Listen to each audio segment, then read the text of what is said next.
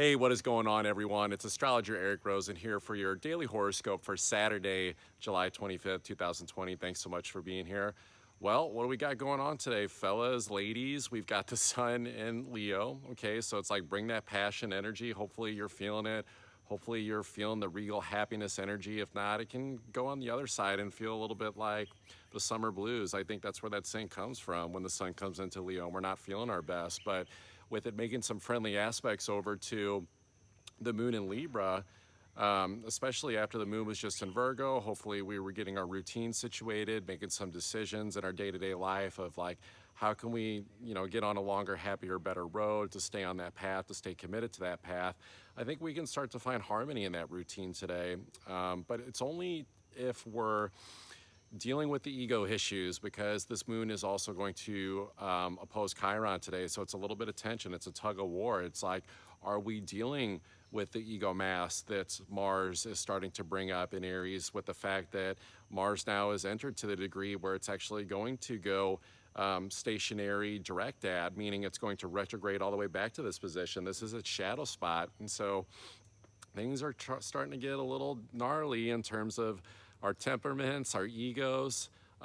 It's kind of funny because, there's a couple camps of people. There's the one that, and there's no right or wrong. It's like they're taking, this fork in the road. I don't know if you guys can see this. Actually is set up in this little nature preserve, ironically, a fork in the road here, where they're taking the traditional path and maybe just kind of being like, this is who I am, this is my personality, this is the way that I want things, it's very egoic, but it's okay. But then there's the new, path where it's like, are we shedding these false ego layer identities, with Mars and Chiron and Aries, where it's like, maybe there's a better, happier way. It's like we're really, I think, being tested, showing that we're not truly in control of all the events happening in the world, especially with the things going on in Capricorn. So it's like, why not kind of, throw the the dice in the Yahtzee cup a little bit and, make a little bit of a gamble, in which it's not even really a gamble. It's like, you can always go back to that old personality. It's kind of funny because we think that we're going to let it go and that we can't ever be that. It's like, who are we without that identity? It's like, you can set it down, like just temporarily set it down and like see how it feels, and it can get a little scary. It kind of reminds me of the movie The Mask with Jim Carrey. I think it came out in the 90s, where it's like he has this mask and he, finds it and it's very magical and it's doing things for him that makes him feel like he's very, enticing and powerful and desirable and all these things. It's like very much speaks to the ego. But like once he learns, that it's actually pretty troublesome, he tries to get rid of it, but then it like finds a way to come back. And so I think that's the theme today with what's going on with Mars and Chiron and Aries reaching this degree where it's in its shadow period now, where it's like, for people that have been doing the work, shedding the false mask, the false ego layer identities, they can start to find kind of creepy ways to come back in. I don't know if creepy is the word, but it's more like creeping back in. It's a little bit of a trickster energy, and so it's being really careful about that. So I would say too that with this, the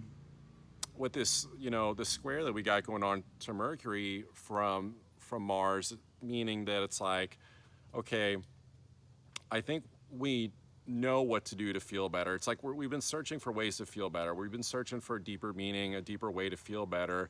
And I think that when you've done the deep work, especially when Mercury was in its retrograde in Cancer, it's like, I think we know by now, like where those ego blocks are at, what needs to be shed. And so it's kind of like we know the path, we know the way forward. And especially like with the fact that Mercury is starting to cross the spot in Cancer where Sirius is at. And so Sirius is like the brightest star there is. It's like the message is like very evident. There's ties to, Sirius having some really deep spiritual connotations in especially like Egyptian culture. And so this is where messages like get really clear on like what to do, like how to shed these things. And so it's really something to take a look at. I think this is the biggest theme of the day. And I think one of the ways forward, like what do you do if you say, okay, I want to shed the ego mask, I want to deal with the whole Chiron, Mars, and Aries aspect. I think it's looking at Uranus. The moon is going to make a pretty faded aspect to Uranus, and so it's reminds me of like Buzz Lightyear to infinity and beyond. But it's like we're dealing with Venus in Gemini, which Venus like actually likes to be in Taurus, but it's like Uranus is there. Like Uranus is in the place where Venus likes to be. So it's kind of like piecing these together and saying, okay, it's to infinity and beyond, but it's kind of like in your own environment. You know, it's seeing where can you in your own perception and your own vibration like start to see beyond the horizon of reality, so to speak. And like that's the way forward to connect to this higher vibration. Or it's like, you know, are we going to get lost in I would say the delusion with Venus squaring Neptune of like forgetting everything that we've learned over the past 2 months with the Venus retrograde of our projects, especially relationships, but also our money, you know, all the crazy things going on. I would say like with the economy, right? So there's also this faded aspect going on from it's over to Jupiter from Venus.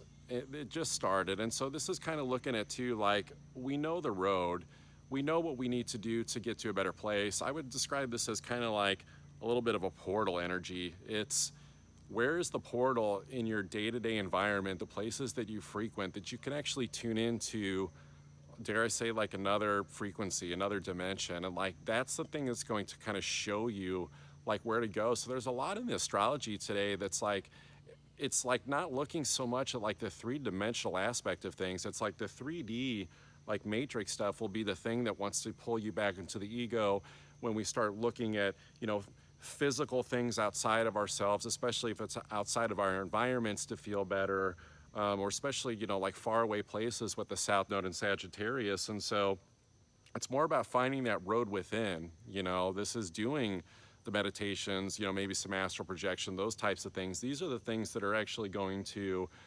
show us when we step outside of our ego. It's like there's a way bigger picture going on here. There's way more beauty in the world than what you see, like, you know, on your screen of like what you look at 3D or even your TV screen. And so I think today is really just a day to as we continue to see this faded aspect between the North Node over to Saturn, where it's like, it's letting go of the attachment. It's letting go of the attachment of like the destination. And this is something that gets talked about a lot in, you know, certain circles, like spiritual circles, self-development circles. But this is becoming like a really big deal because I don't think any one of us really knows where this road is truly going. There's just way too much unpredictability in the astrology. And so it's about finding, you know, the enjoyment like in the journey. It truly is understanding that like it's that inner journey with so many planets retrograde and with Uranus, you know, and the sun kind of leading the show. It's kind of like finding the joy and the unpredictability and letting, you know, the universe, spirit like shake things up.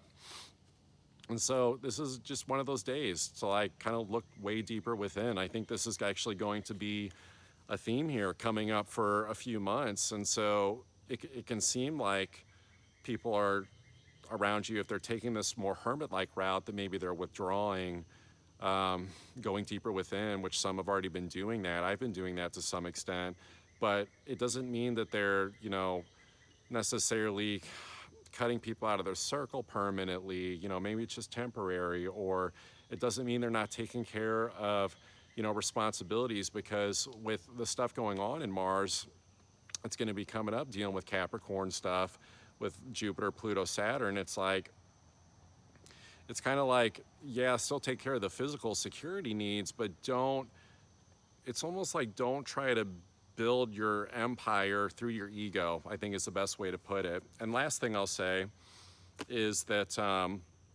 you know, Saturn has this little bit of like talking fist kind of thing going on right now. It's kind of funny. It's like, that's kind of what it's like, you know, tuning into the news and tuning into the TV. It's like a talking fist. Like whenever you've seen it, they put like hair and like lipstick on it.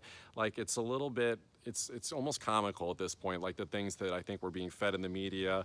There's clearly some, you know, aspects that are not being revealed, especially with the Neptune retrograde in Pisces. That's always going to kind of be going on. And with the square to Venus in Gemini, it's kind of like, it's almost like letting, you know, media determine our value systems, determine how we feel good, like physically, finding a sense of, you know, beauty and love in the world.